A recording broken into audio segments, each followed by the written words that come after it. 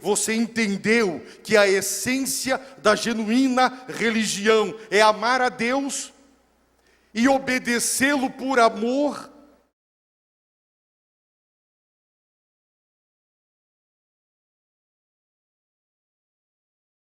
Será que alguém aqui se atreve a dizer que ama tanto a Deus assim, a ponto de jamais pecar?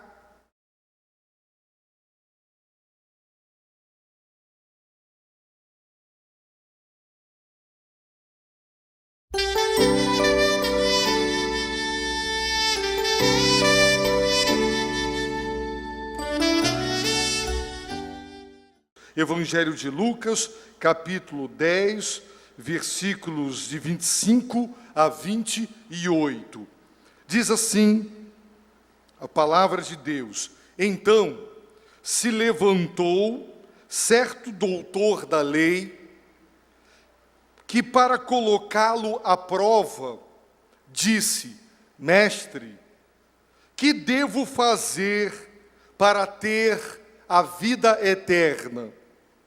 Jesus lhe perguntou: o que está escrito na lei? Como leis? Ele lhe respondeu: amarás o Senhor teu Deus de todo o coração, com toda a alma, com todas as forças e com todo o entendimento, e o próximo como a ti mesmo. Disse-lhe Jesus: respondeste bem, faze isso e viverás. Faze isso e viverás. Querido Senhor, abre a Tua palavra para nós esta noite, abre-nos também para ela, de modo que possamos atender a Tua revelação nesta noite. Te suplicamos em nome de Jesus. Amém. Meus amados, o Senhor Jesus Cristo foi considerado e será para todo o sempre o mestre dos mestres, o mestre por excelência. Jesus trouxe-nos a revelação máxima de Deus. É Ele quem nos conta, quem nos ensina, quem nos revela quem Deus verdadeiramente é. É por esta razão que nós nele confiamos e depositamos toda a nossa fé, e devemos dar ouvidos à sua palavra, porque somente na sua palavra nós encontraremos as palavras da vida eterna. E Jesus estava a ensinar.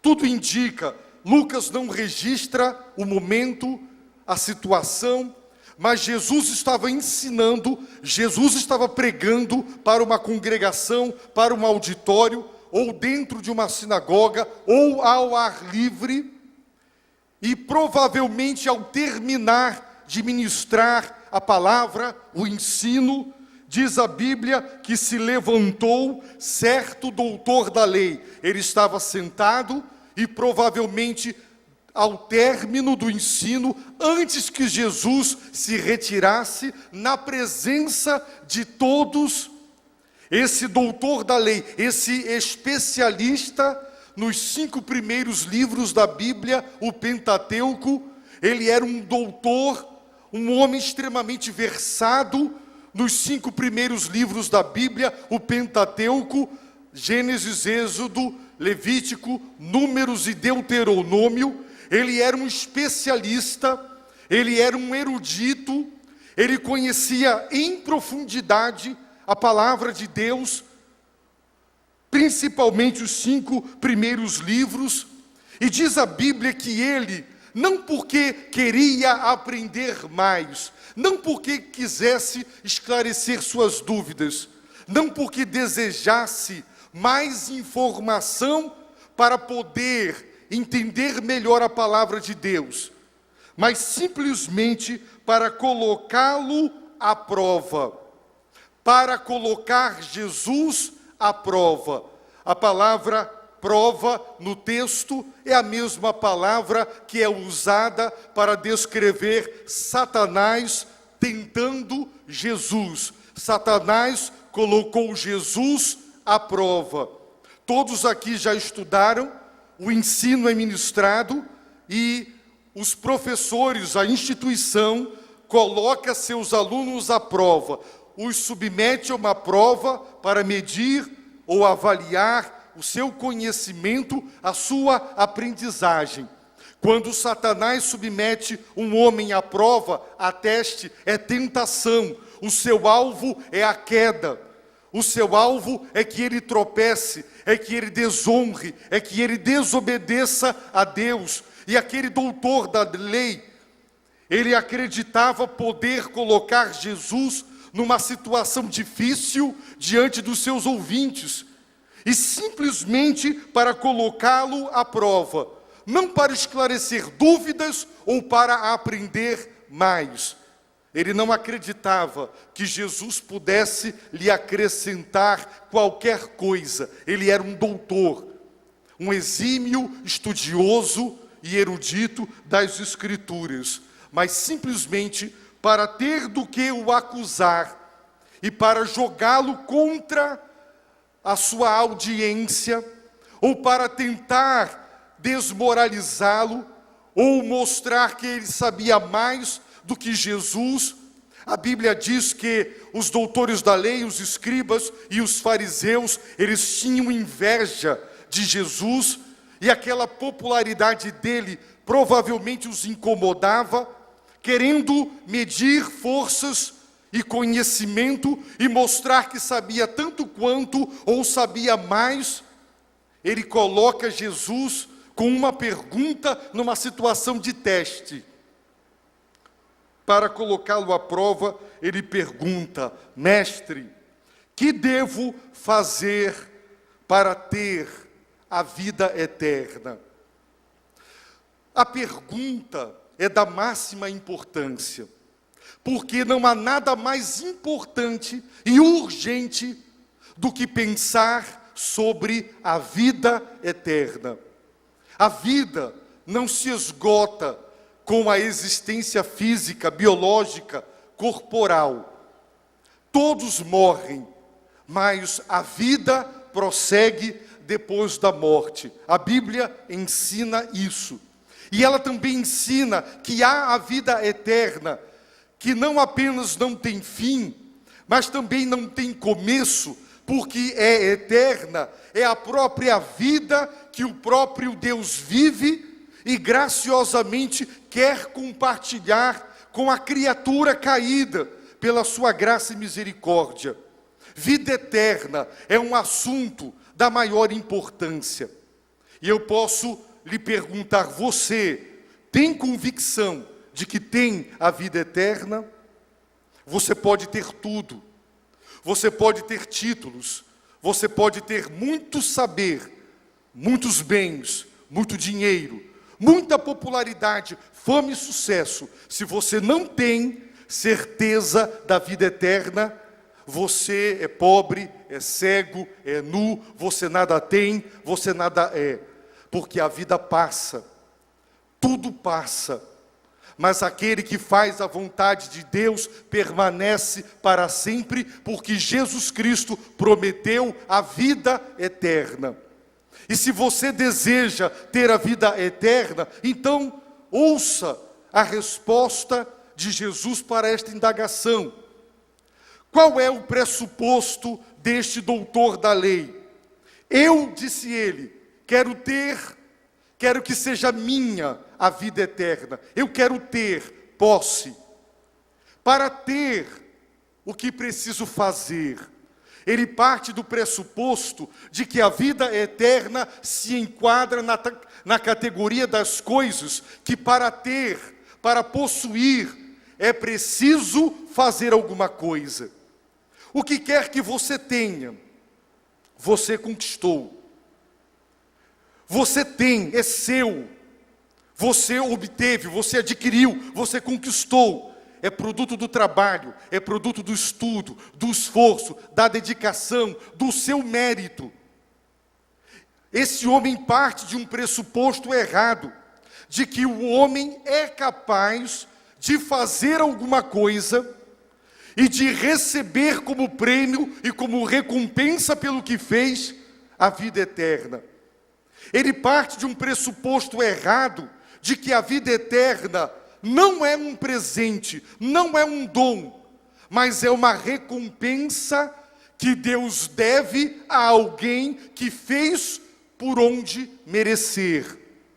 Deus, na concepção da salvação pelas obras, não tem saída senão premiar, honra ao mérito, dar a vida eterna a quem merece, porque fez o que deveria fazer. Quando uma pessoa se forma, ela pega o canudo na mão como se fosse um troféu e ela levanta. E ela beija o canudo e ela bate no peito. É meu. Ele compra o imóvel e ele com toda alegria pega as chaves e diz: é meu, me pertence. Eu trabalhei, eu lutei, eu me sacrifiquei, eu renunciei. Eu tenho, porque é meu. Eu fiz por merecer. Eu conquistei. Mas a vida eterna não é algo que se possa obter fazendo alguma coisa. E por não entender isso, ele, o doutor da lei, e tantos outros hoje, estão lutando para tentar, de alguma maneira, alcançar, pelo seu próprio mérito e pelo seu próprio esforço, a vida eterna. Sabe como Jesus lhe responde? Ele lhe faz duas perguntas. A primeira delas: o que está escrito na lei? Tu és versado, és autoridade, és um doutor da lei, um erudito, um profundo estudioso das Escrituras. O que as Escrituras, como elas respondem essa sua pergunta? O que elas ensinam sobre o que fazer para ter a vida eterna? E a segunda pergunta: como leis, como interpretas e como aplicas a interpretação do que a lei, do que a palavra de Deus diz sobre esse assunto? E o homem respondeu: na minha percepção, a palavra de Deus, a lei de Deus, me ensina que para ter a vida eterna, eu não preciso me submeter a ritos, nem a cerimônias, nem a obedecer regras, mas ela me ensina: amarás o Senhor teu Deus de todo o coração, com toda a tua alma, com todas as forças e com todo o entendimento, e o próximo como a ti mesmo. Esse homem citou Deuteronômio 6, 5, e ele também citou Levítico 19, 18, onde somos informados de que devemos amar o próximo como a nós mesmos. Esse homem entendeu que para ter a vida eterna, a questão não é religiosidade, e nem obediência a normas, mas amar. E ele entendeu que não é apenas amar, e que o amor que a palavra de Deus ensina não é reduzido a uma emoção, mas amar a Deus integralmente, com tudo o que somos. Amar com todo o nosso ser envolve a nossa emoção, a nossa razão, o nosso entendimento, envolve as nossas forças físicas, envolve tudo o que somos, envolve tudo o que temos. E amar o próximo como a nós mesmos. É assim que Deus quer ser amado. Apesar das intenções, escusas daquele homem, Jesus, a quem honra, honra, e ele disse: respondeste bem. E o Senhor lhe dá uma ordem: faze isso e viverás. Queres ser salvo fazendo alguma coisa? Você entendeu que não é mera obediência a regras, mas é uma obediência por amor ao autor das regras, não é uma simples obediência à lei, mas ao legislador da lei, amar o legislador para amar as suas leis e obedecê-los, para expressar amor. Esse homem acertou na mosca, porque Jesus disse: se me amardes, vocês obedecerão os meus mandamentos. E o tipo de obediência que Deus espera de nós, e a única que o honra, é a obediência por amor. Quem obedece porque tem medo do castigo, de algum tipo da mão de Deus pesar, essa obediência é por medo. Se alguém obedece por interesse, porque deseja as bênçãos de Deus, essa obediência não glorifica a Deus. A única obediência que honra a Deus é aquela que é movida pelo amor a Ele.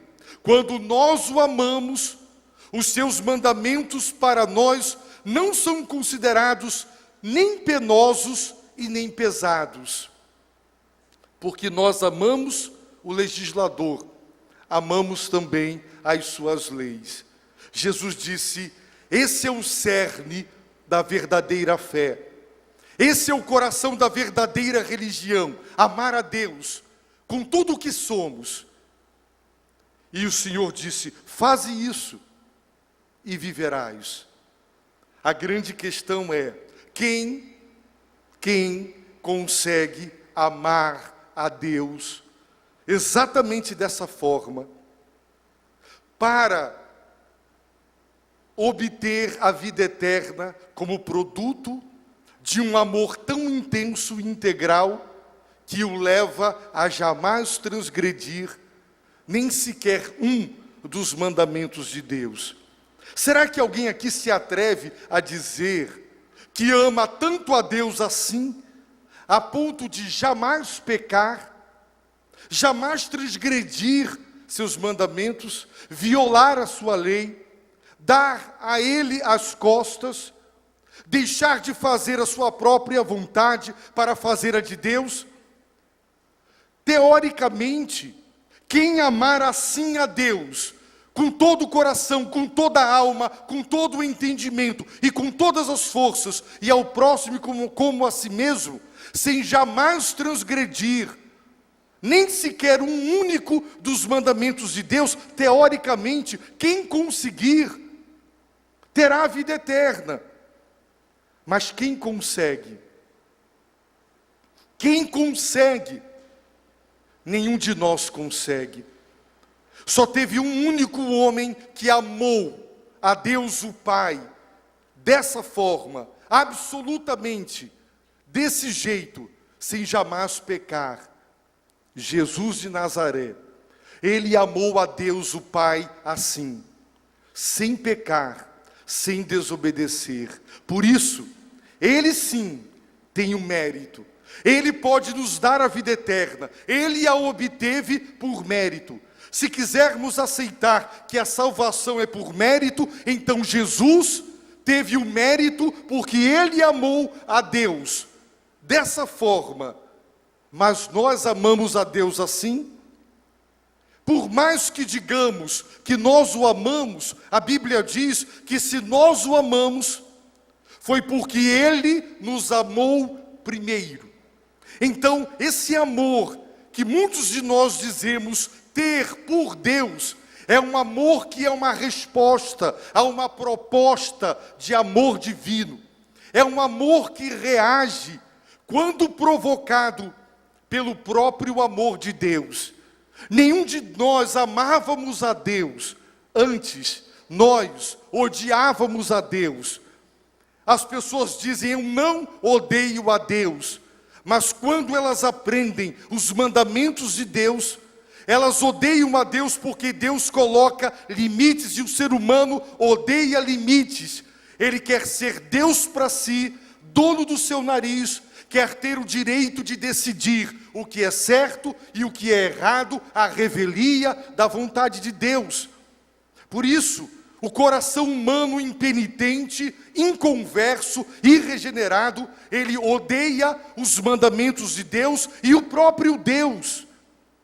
Por isso a Bíblia fala que há uma inimizade entre Deus e os homens.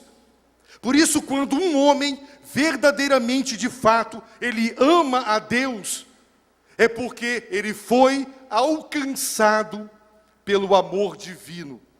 Se o amor divino não tivesse lhe alcançado, lhe atingido, lhe transformado, ele não responderia amando. Quanto maior o perdão, maior o amor. Jesus deixou claro que o amor do homem a Deus é produto do perdão de Deus. Sempre o primeiro agir é divino. Quando paramos para pensar em quem somos, no quanto desobedecemos a Deus, e quando paramos para pensar que Ele, graciosamente, por meio do Seu Filho e do Seu sacrifício, Ele perdoa os nossos pecados, então este perdão suscita em nós amor. Amor àquele que nos perdoou sem que merecêssemos. Portanto, nenhum de nós ama a Deus natural e espontaneamente. Não foi uma iniciativa nossa. Todas as vezes que alguém amar a Deus é uma reação a um agir de Deus maravilhoso, poderoso, que trouxe perdão, que trouxe libertação, que trouxe sua bênção à nossa vida. Então Jesus desafia aquele homem: você quer fazer alguma coisa para ter? Ok, você entendeu que a essência da genuína religião é amar a Deus e obedecê-lo por amor, não por medo e nem por interesse, e também ao próximo. Ok, você bateu na cabeça do prego, você está certo. Este homem não fez essa pergunta a Jesus porque não soubesse da resposta, ela estava na ponta da sua língua. Quando Jesus lhe pergunta, automaticamente ele responde. E o Senhor confirma, endossa e ratifica: sua resposta está correta. Então faze isso, ame a Deus assim, e você vai viver, e Ele vai te dar a vida eterna. O problema é que ninguém consegue. Aquele doutor da lei não conseguia amar a Deus daquele modo.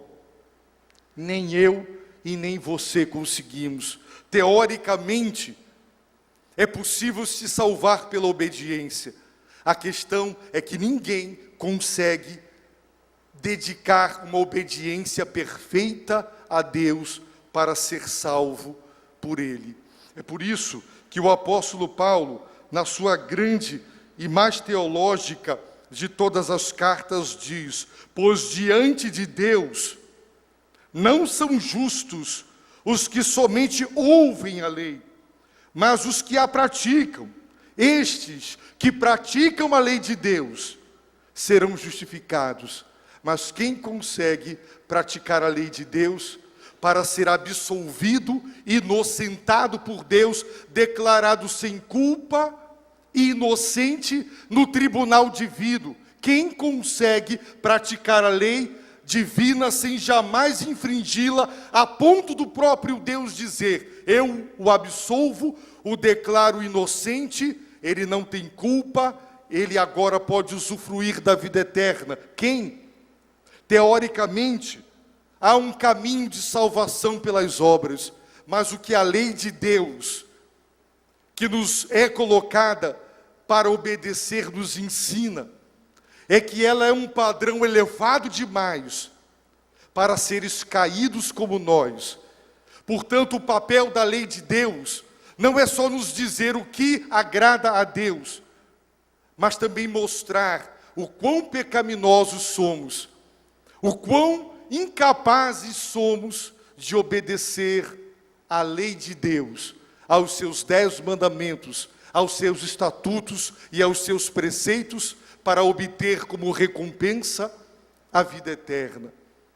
Tiago, apóstolo, meio-irmão de Jesus, filho de José e de Maria, ele entendeu que quem desobedece um mandamento da lei quebra, é culpado, não de desobedecer um mandamento da totalidade da lei. Ele quebra a lei como um todo, quando ele desobedece, quando ele infringe um único mandamento. Por isso, quem não é pecador? Quando Jesus comparou e contrastou a justiça dos fariseus com a cristã, ele deixou claro que se você é legalista, se você acredita que obedece à lei de Deus, porque você nunca quebrou o pescoço de alguém, nunca deu uma facada em alguém, nunca matou, então você pode pensar que cumpriu a lei. Mas a extensão da lei de Deus alcança o íntimo, o recesso da alma humana. Mas quando no coração você odeia, você sente vontade de pegar uma pessoa pelo pescoço e esganar, e quem aqui nunca sentiu essa vontade de esganar alguém? Quem? Eu desafio aqui qualquer homem, a começar por mim, quem nunca adulterou com um olhar, quem nunca cometeu adultério no seu coração e no seu pensamento, quem aqui nunca invejou, quem aqui nunca ambicionou ter mais e mais a qualquer preço, ganância? Quem aqui não é tentado pela vaidade? Quem aqui muitas vezes não fica com dor de cotovelo quando vê alguém progredindo, passando em concursos, subindo, se dando bem na vida, e muitos ficam com inveja e começam a tentar minimizar, começam a tentar fazer críticas? Irmãos, somos pecadores, nosso coração é pecaminoso.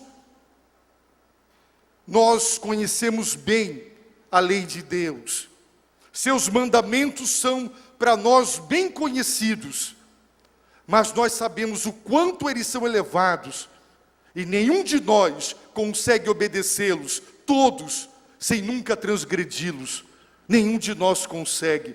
Por isso, quem tenta obter a vida eterna fazendo algo, vai se frustrar, porque nunca conseguirá.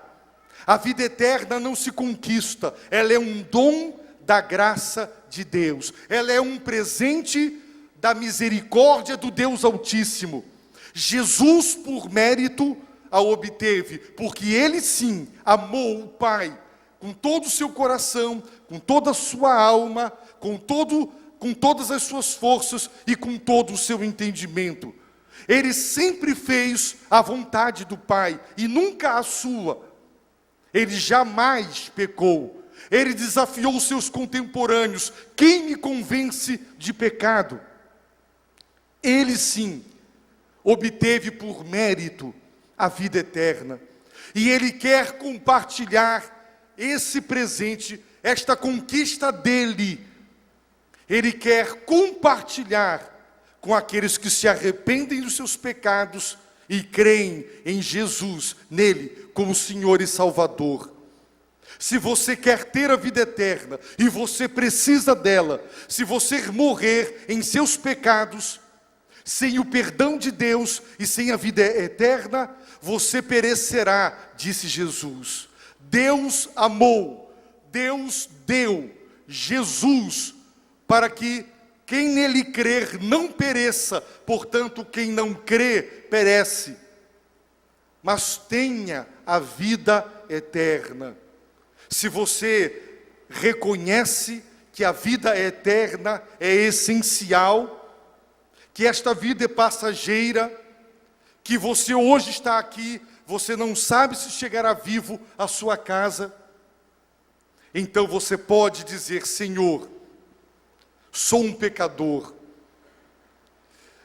quero te obedecer, sou grato por tudo que fizeste, mas por mais que eu tente, eu não consigo lhe prestar perfeita obediência. A minha consciência me acusa, A tua lei moral é maravilhosa, mas ela está acima de mim mesmo. Não consigo obedecê-la como deveria, mas tem misericórdia de mim. Pelo teu Filho amado Jesus Cristo, que na cruz se entregou por mim, para pagar os meus pecados, tem misericórdia de mim. Concede-me bondosa e graciosamente o que eu não mereço. Dá-me a vida eterna. A vida eterna é um dom gratuito de Deus. É um presente dos céus para aquele que crê. Você crê?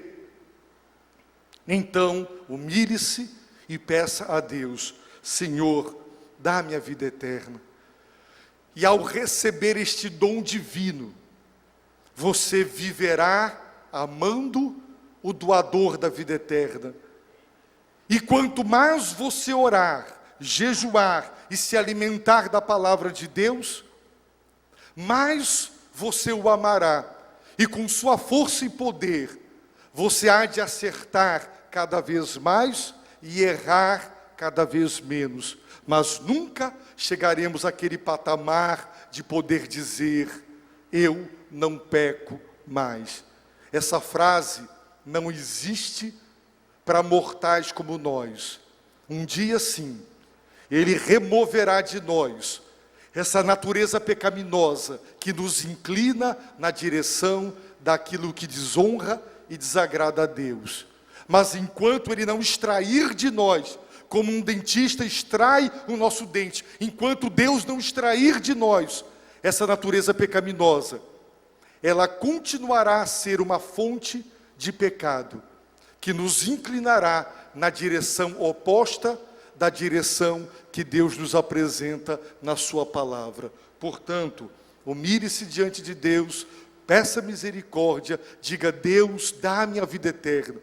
Não permita que eu parta deste mundo sem a vida eterna. Perdoa-me. Por Jesus, concede-me este maravilhoso dom, a vida eterna. Eu quero viver eternamente contigo. Tem misericórdia de mim. Você não tem que fazer nada. Jesus Cristo fez. Você precisa agora confiar nele, no que ele fez e em quem ele é. Fé. É pela fé que se recebe a vida eterna, porque ele fez o que você e eu não poderíamos fazer. Se você compreendeu a mensagem do Evangelho, então você pode agora orar e pedir a Deus: Senhor, eu não mereço, porque eu não consigo, eu tenho falhado, mas Jesus foi bem sucedido onde eu fracasso, e por causa dele, em consideração a ele, porque eu o confesso como meu Senhor e Salvador, dá-me a vida eterna. Abaixe a sua cabeça, feche os seus olhos e ore. Ore a Deus nesse momento.